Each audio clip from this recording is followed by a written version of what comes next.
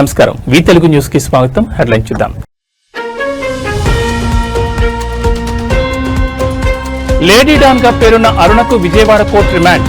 ఉద్యోగాల పేరుతో 12 లక్షలు తీసుకుని మోసం చేసినట్లు ఆరోపణ.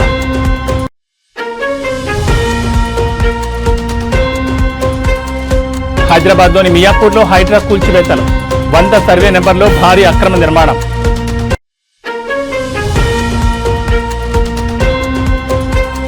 శ్రీకాకుళంలో తీవ్ర విషాదం. కాశీబుగ్గ వెంకటేశ్వర స్వామి ఆలయంలో తొక్కిసలాట.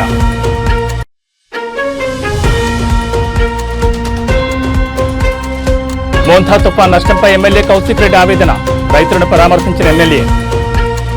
ఇక డీటెయిల్స్ చూస్తే లేడీ డాన్ గా పేరు పొందిన నెల్లూరుకు చెందిన అరుణకు విజయవాడ కోర్టు 14 రోజుల జ్యుడిషియల్ రిమాండ్ విధించింది. ఉద్యోగాల పేరుతో 12 లక్షలు తీసుకుని మోసం చేశారన్న ఆరోపణలపై నమోదైన కేసులో పోలీసులు ఆమెను కోర్టులో హాజరుపరిచారు. విచారణ జరిపిన న్యాయస్థానం నవంబర్ 14 వరకు రిమాండ్ విధిస్తూ ఉత్తర్వులు జారీ చేసింది. 2021లో రమేష్ బాబు అనే వ్యక్తి తన బంధువులకు ఉద్యోగాలు ఇప్పించాలంటూ అరుణను సంప్రదించారు. ఇందుకుగాను ఆమెకు 12 లక్షల వరకు నగదు ముట్ట చెప్పారు. అయితే నెలలు గడుస్తున్న ఉద్యోగాల విషయంలో ఎలాంటి పురోగతి కనిపించలేదు. దీంతో అనుమానం వచ్చిన రమేష్ బాబు అరుణను కలిసి తమ డబ్బు తిరిగి ఇవ్వాలని నిలదీశారు. ఈ క్రమంలో అరుణ తనను నెల్లూరుకు పిలిపించి తీవ్రంగా బెదిరించారని, దీంతో భయపడి ఇన్నాళ్లు ఫిర్యాదు చేయలేదని బాధితులు తెలిపారు. ఇటీవల ధైర్యం చేసి విజయవాడ సూర్యారావుపేట పోలీసులను ఆశ్రయించి తాను మోసపోయిన తీరుని వివరిస్తూ ఫిర్యాదు చేశారు. రమేష్ బాబు ఫిర్యాదు ఆధారంగా పోలీసులు అరుణపై పలు సెక్షన్ల కింద కేసు నమోదు చేశారు. ఇప్పటికే మరో కేసులో నెల్లూరు కేంద్ర కారాగారంలో రిమాండ్లో ఉన్న అరుణను పీటీ వారెంట్పై విజయవాడకు తీసుకొచ్చారు. స్థానిక కోర్టులో హాజరుపరచగా న్యాయమూర్తి ఆమెకు 14 రోజుల రిమాండ్ విధించారు. అనంతరం పోలీసులు నిందితురాలని తిరిగి నెల్లూరు జైలుకు తరలించారు.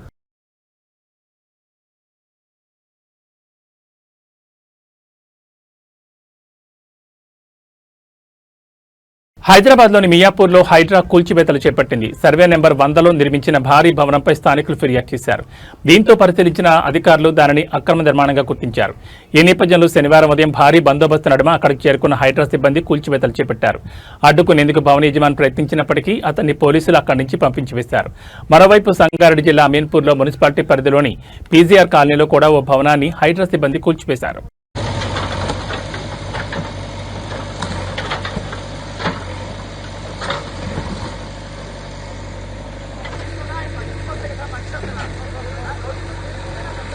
పట్టుకుంటే ఏడైతుంది ఆగుతా పోతాం.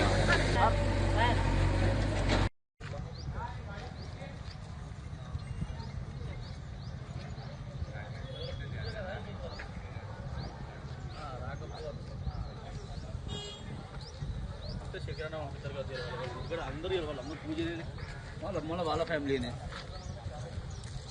శ్రీకాకుళం జిల్లాలో ఘోరం జరిగింది. కాశీబుగ్గలోని వెంకటేశ్వర స్వామి ఆలయంలో జరిగిన తొక్కిసలాటలో 9 మంది భక్తులు మృతి చెందారు. అయితే కార్తీక మాసం ఏకాదశి శనివారం కావడంతో పెద్ద సంఖ్యలో భక్తులు స్వామివారి దర్శనానికి తరలివచ్చారు. ఈ సమయంలో అకస్మాత్తుగా జనసందోహం పెరగడంతో తొక్కిసలాట చోటు చేసుకుంది. ఈ తొక్కిసలాటలో పలువురు భక్తులు తీవ్రంగా గాయపడ్డారు. వారిని సమీపంలోని ఆసుపత్రులకు తరలించి చికిత్స అందిస్తున్నారు.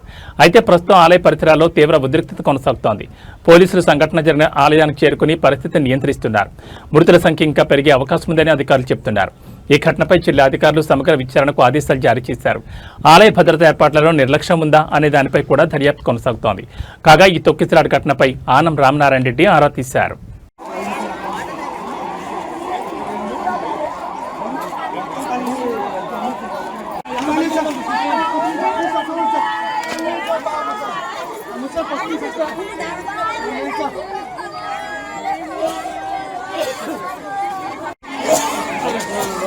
హలో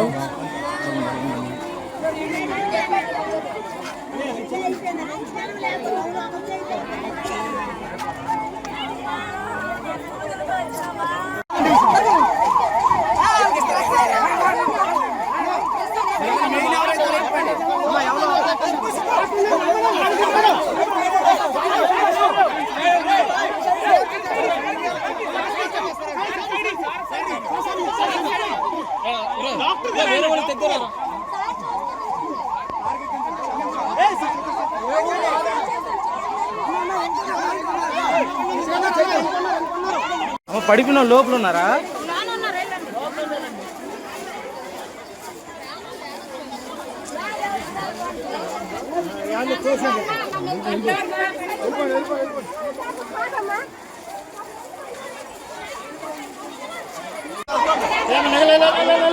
పడుకోండి పడుకోండి.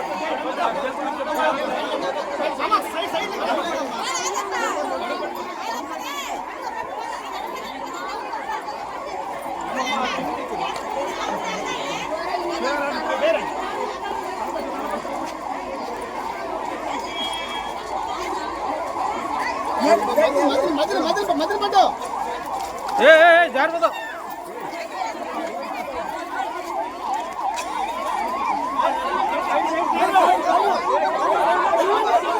పశ్చిమ గోదావరి జిల్లా పాలకొల్లు నియోజకవర్గంలో ఇటీవల తుఫాన్ ప్రభావంతో నష్టపోయిన బాధితులకు రాష్ట్ర ప్రభుత్వం తరపున సహాయక చర్యలు వేగవంతమయ్యాయి. ఈ పర్యటనలో రాష్ట్ర నీటిపారుదల శాఖ మంత్రి నిమ్మల రామానాయుడు స్వయంగా పాల్గొన్నారు. మంత్రి నిమ్మల రామానాయుడు పాలకొల్లు మండలంలోని దగ్గులూరు మరియు కనకాయలం గ్రామాల్లో విస్తృతంగా పర్యటించారు. ఈ ప్రాంతాల్లో తుఫాన్ కారణంగా తీవ్రంగా ప్రభావితమైన చేనేత కుటుంబాలను ఆయన ఓదార్చారు. బాధితులను ఆదుకునే క్రమంలో మంత్రి నిమ్మల రామానాయుడు చేతుల మీదుగా ప్రతి చేనేత కుటుంబానికి 50 కిలోల బియ్యం మరియు తక్షణ అవసరాల కోసం నిత్యావసర సరుకులు పంపిణీ చేశారు. ఈ సందర్భంగా మంత్రి రామానాయుడు మాట్లాడుతూ కూటమి ప్రభుత్వం ప్రజల సంక్షేమానికి కట్టుబడి ఉందని స్పష్టం చేశారు. మా కూటమి ప్రభుత్వం ఏర్పడిన తర్వాత పేదలు, మధ్యతరగతి వర్గాల వారికి ప్రతి ఒక్కరికి లబ్ధి చేకూరిందని ఆయన అన్నారు. నిత్యావసర వస్తువులు పంచదార, కందిపప్పు,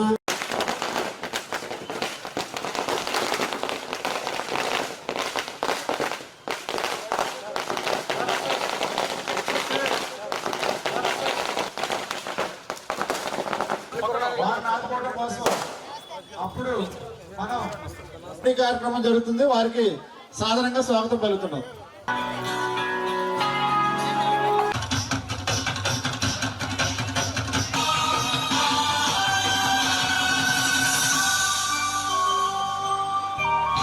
మీకు ఏదవుతాయి ఇప్పుడు ఒకటి అక్కడ ఉంచారు, అక్కడ ఉంచారు. పడకండి. కొన్ని ఇక్కడ మన ఏమంటే కాల్సి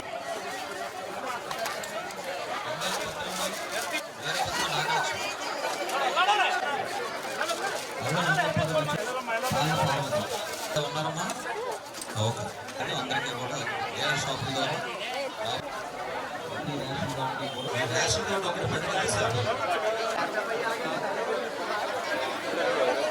రోజు మీ అందరి ఆకాంక్షలకి అనుగుణంగా మీరు అడిగినా అడగకపోయినా ఈరోజు ఈ ప్రభుత్వం మీకు పని చేసుకుంటూ వస్తూ ఉన్నటువంటి పరిస్థితి. ఎందుకంటే గత 5 సంవత్సరాల పాలనలో మీరు చూశారు, ఇప్పుడే ఒక వీడియో కూడా చూశారు. మీరు ఏ రకమైనటువంటి కక్షలు, కేసులు, వేధింపులతో 5 సంవత్సరాల పాలన సాగిందో, అటువంటి 5 సంవత్సరాల నిరంకుశత్వ, నియంతృత్వమైనటువంటి రాక్షస పాలనకు చర్మగీతం పాడి మళ్ళీ ఈరోజు ప్రజాస్వామ్య తెలుగుదేశం, జనసేన, బీజేపీ ప్రభుత్వాన్ని మనందరం తెచ్చుకున్నాం. అరే పాపం అందరి తలరాతలు మారుతూ ఉన్నాయి. మా చేనేత వర్గాల తలరాతలు కూడా మారాలి. వీళ్ళు నీతి, నిజాయితీ, నిబద్ధతకి మారుపేరైనటువంటి వర్గాలు ఈవేళ చేనేత వర్గాలు. అటువంటి చేనేత వర్గాల అభివృద్ధి కూడా అవసరం అనేటువంటి ఆలోచనతో చాలా సార్లు నేను కూడా అనుకుంటూ ఉన్నటువంటి పరిస్థితి.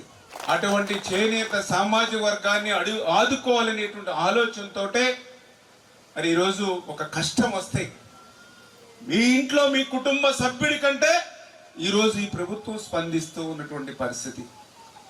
మొన్ననే క్యాబినెట్ మీటింగ్ లో కానీ అనేక డిసిషన్ తీసుకోవడం జరిగింది.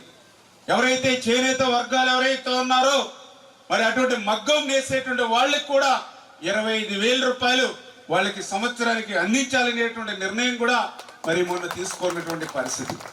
అదేవిధంగా జిఎస్టీ ఏదైతే 5% ఉందో దాన్ని కూడా రీఎంబర్స్మెంట్ చేయాలనేటువంటి ఆలోచన పరిస్థితి కానీ, ఇట్లా చేనేత వర్గాల అభివృద్ధికి, అభ్యున్నతికి ఈరోజు చంద్రబాబు నాయుడు గారు, పవన్ కళ్యాణ్ గారు వీరిద్దరూ కూడా మరి ఈవేళ అవిశ్రాంత కృషి చేస్తూ ఉన్నటువంటి పరిస్థితి.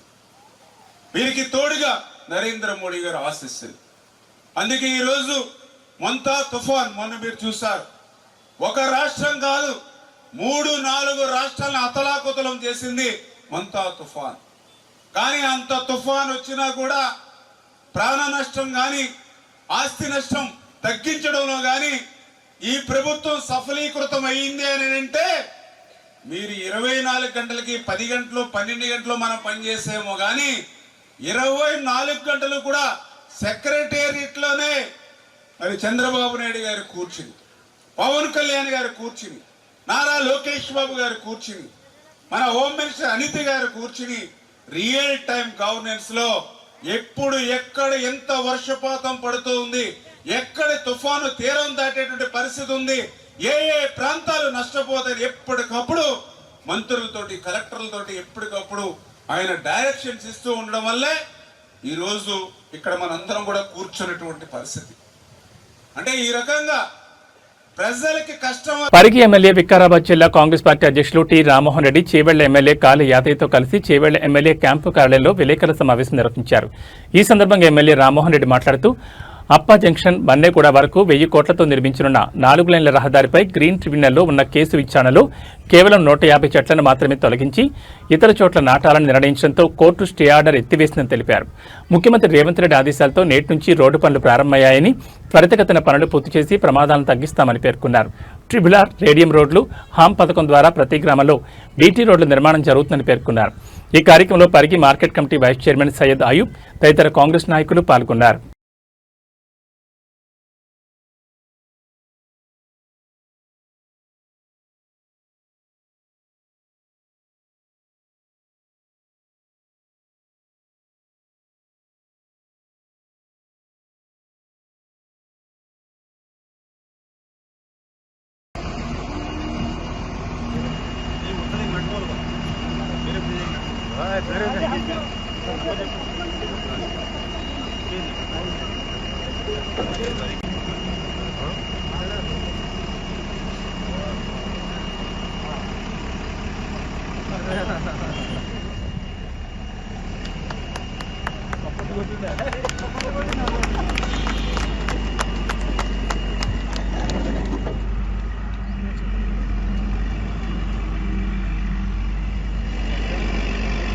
హైదరాబాద్ నుంచి అప్ప జంక్షన్ ద్వారా మన్నెగూడ అంటే చేవెళ్ల నుంచి మన్నెగూడకు పోవడానికి ఏదైతే 4 లైన్ల రహదారి mega constructions general manager Suresh కూడా ఇక్కడ ఉన్నారు. వీళ్ళు సుమారు 900 కోట్ల రూపాయల వరకు ప్రభుత్వం అవార్డు చేసి ఉంది. పర్యావరణ ప్రేమికులు కొంతమంది ఇక్కడ వెనకాల కనబడుతున్నటువంటి ఏదైతే మర్రి చెట్లు కనబడుతున్నాయి, బ్యానియన్ ట్రీస్, ఇవన్నీ కూడా కనబడుతున్నాయి మీకు.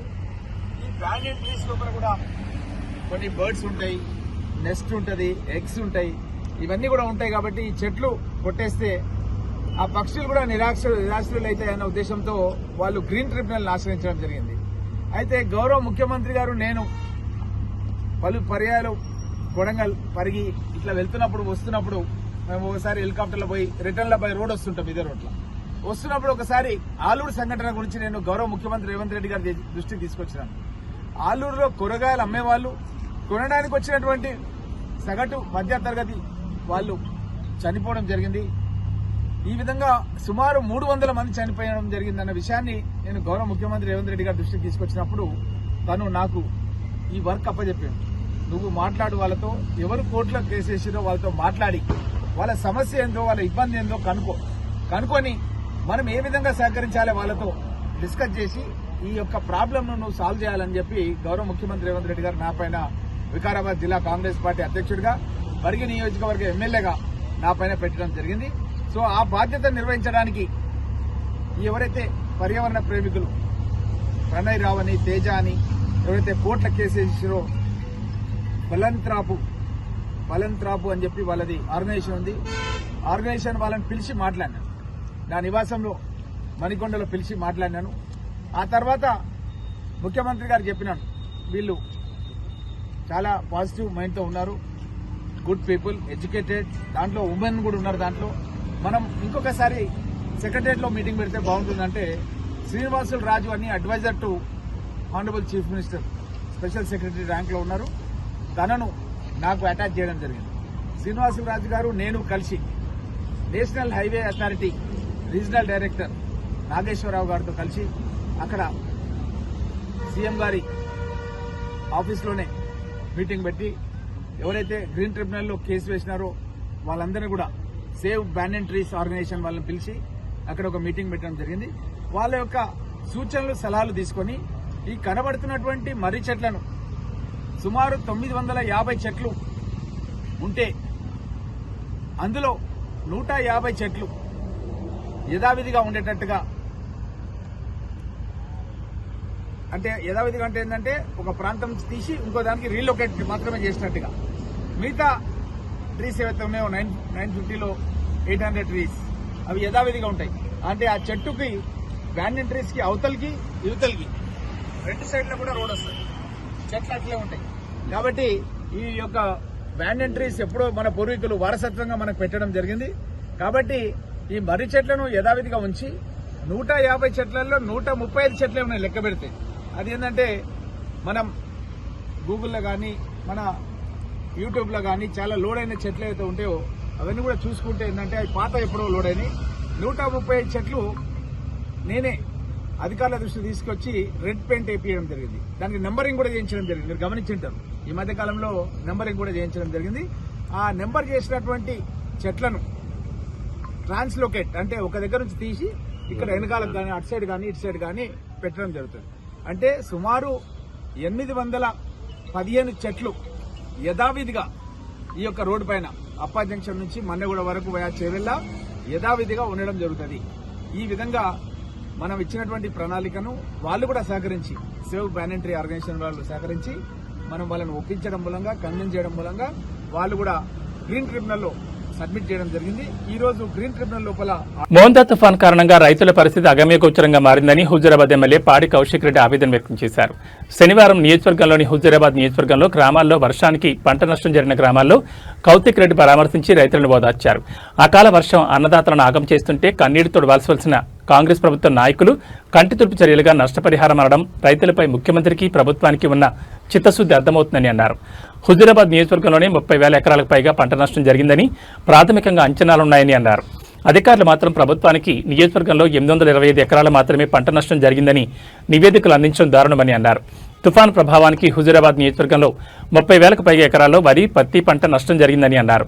గ్రామాల్లో పరిశీలనకు వెళ్తే అన్నదాతలు రోధిస్తున్న తీరు చూసి ఎమ్మెల్యే కలత చెంది ఓదార్చారు. ప్రభుత్వం నియోజకవర్గంలోని పలు మండలాల్లో జరిగిన పంట నష్టంపై క్షేత్రస్థాయిలో ప్రతి గ్రామంలో పూర్తి స్థాయిలో విచారణ జరిపి అర్హులైన రైతులందరికీ నష్టపరిహారం అందించే వరకు ప్రభుత్వంపై పోరాటం చేస్తానని తెలిపారు.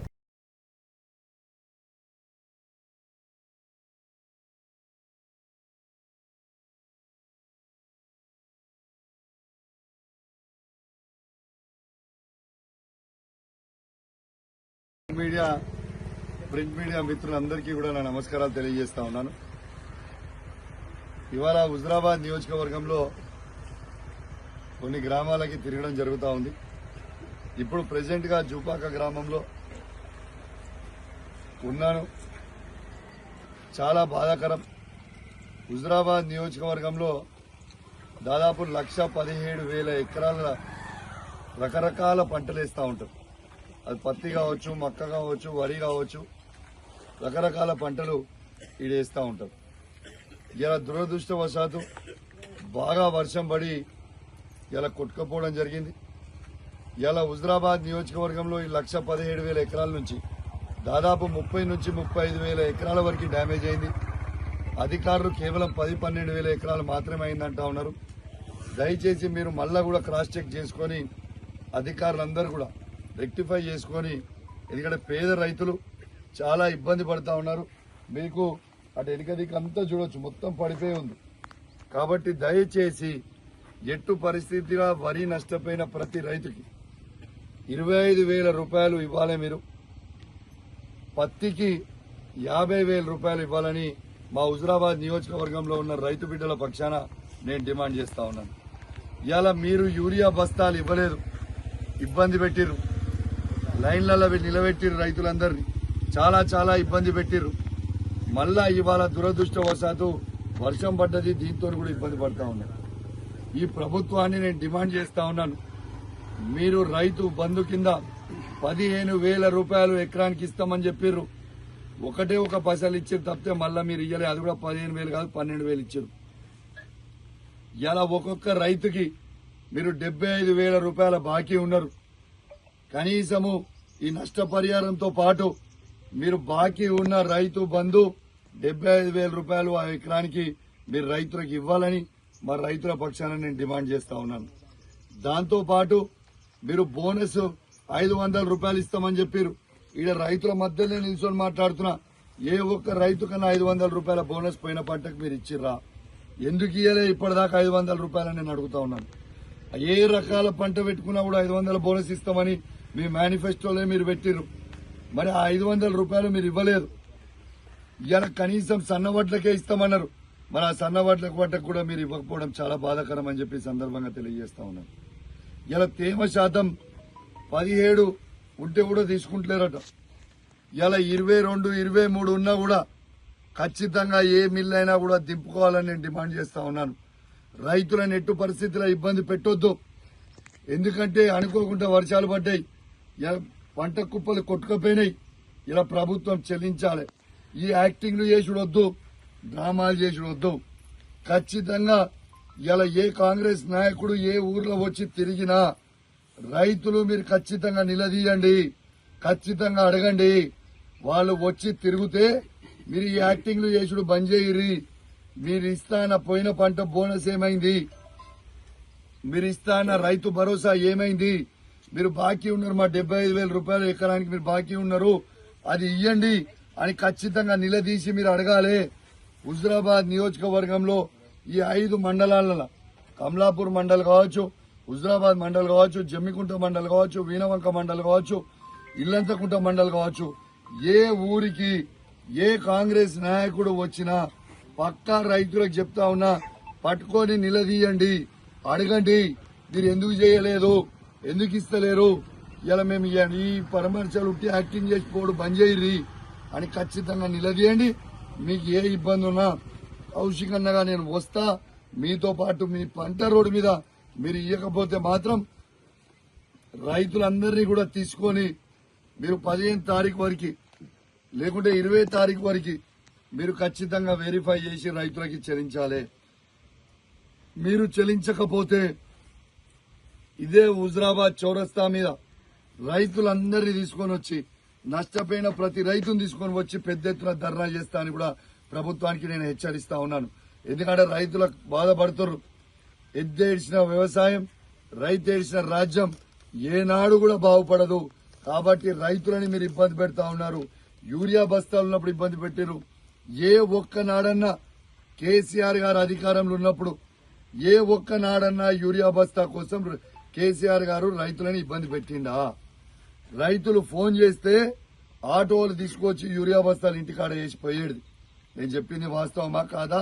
ఈ రైతులను ఎవరిని అడుగురు, రైతుల మధ్యలో నిల్చొని ఉన్నా నేను. ఇలా పంట రైతు బంధు కేసీఆర్ గారు వాళ్ళు పెట్టుబడి అవసరం ఉన్నప్పుడు రైతు బంధు టైం చేసేది, కరెంటు టైంకి ఇచ్చేది, 24 గంటల ఫ్రీ కరెంట్ ఇచ్చేది, టైంకి నీళ్లు ఇచ్చేది, కాళేశ్వరం నీళ్లు వచ్చేటి ఈ ప్రాంతం మొత్తం.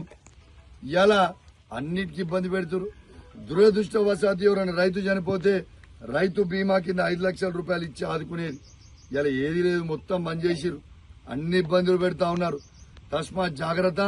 మీరు అనుకుంటున్నారు కావచ్చు, బిడ్డ నేను మాత్రం గ్యారంటీ చెప్తున్నా, నవంబర్ 20 తారీఖు వరకు మీరు ఇవ్వకపోతే మేము హుజురాబాద్ నియోజకవర్గంలో ఉన్న రైతులు మొత్తం కూడా రేపు వచ్చి రోడ్ల మీద కూర్చుంటాం. తస్మాత్ జాగ్రత్త అని హెచ్చరిస్తూ సెలవు తీసుకుంటా ఉన్నాను. జై తెలంగాణ, జై కేసీఆర్. ఏవీ బులెటిన్ విశేషాలు. నమస్కారం.